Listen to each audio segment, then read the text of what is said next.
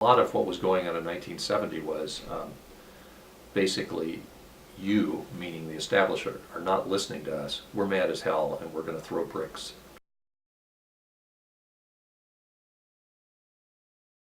Young people particularly found their voice by protesting.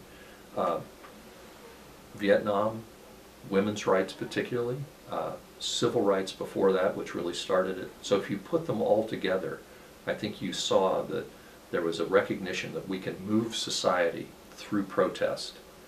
And as long as it's peaceful, I think that's a very good thing.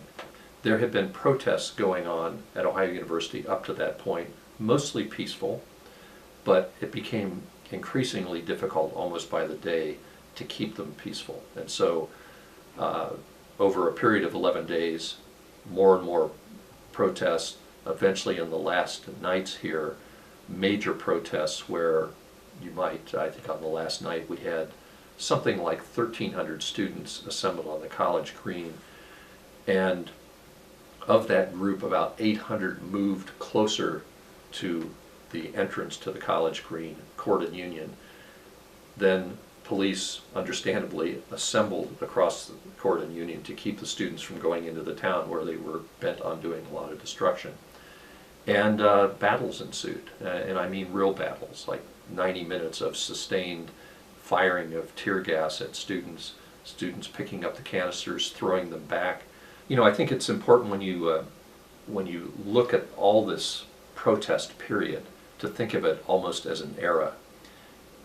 It wasn't just Vietnam. It started, of course, with civil rights. It started with protests over women's rights before that.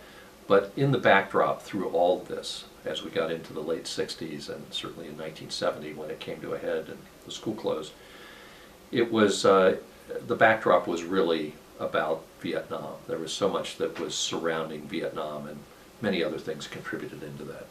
Rising student fees. I think there were always town-gown tensions here in town. Keep in mind also that during that period we had the military draft, so if you were an able-bodied male student, the only reason you weren't drafted into the military was you had a student deferment. If you had a protest going on right now on Campus Green,